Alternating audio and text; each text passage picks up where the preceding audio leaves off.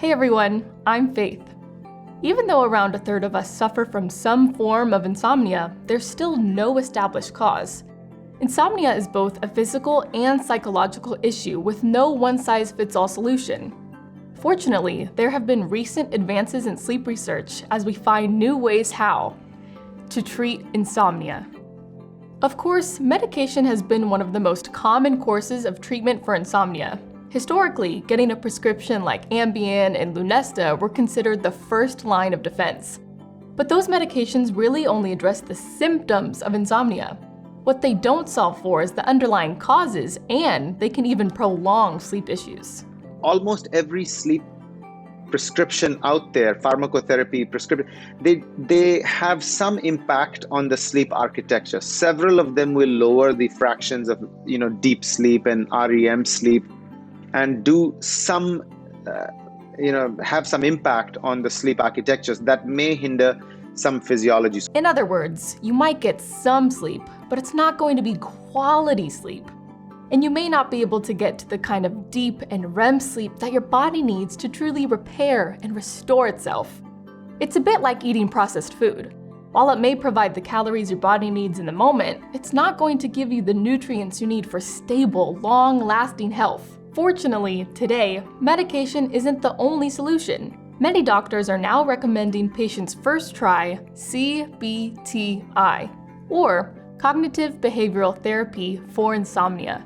We know that cognitive behavioral therapy for insomnia is the first line, most effective, long-term, long treatment remission, for long duration of treatment remission, and safest form of treatment. During treatment, a trained CBT-I provider helps to identify thoughts, feelings, and behaviors that are contributing to the symptoms of insomnia.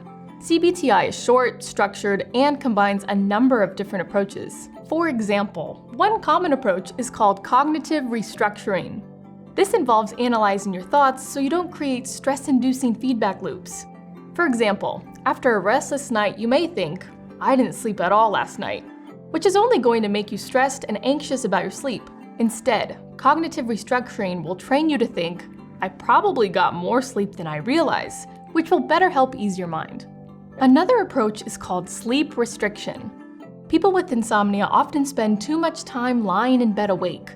Sleep restriction limits time spent in bed in order to reestablish a consistent sleep schedule. Sleep restriction begins by calculating the total time spent asleep using a sleep diary. Time in bed is then adjusted to reflect this amount plus 30 minutes. For example, if a person is trying to sleep 8 hours a night but only getting 5 hours, they start by adjusting their bedtime to spend 5 hours plus 30 minutes in bed. Once a person spends the majority of their time in bed sleeping, they can begin gradually increasing their time in bed. Then there is stimulus control. Many people with insomnia begin to dread their bedroom, associating it with wakefulness and frustration. During treatment, the bed is only used for sleep and sex. Clients are instructed to get out of bed when it's difficult to fall asleep or when they lie awake for more than 10 minutes, only going back to bed when they are tired again. So with all of these advances in CBT-I, is it the most effective treatment for insomnia? If you have the choice between CBT-I or medication, which should you choose?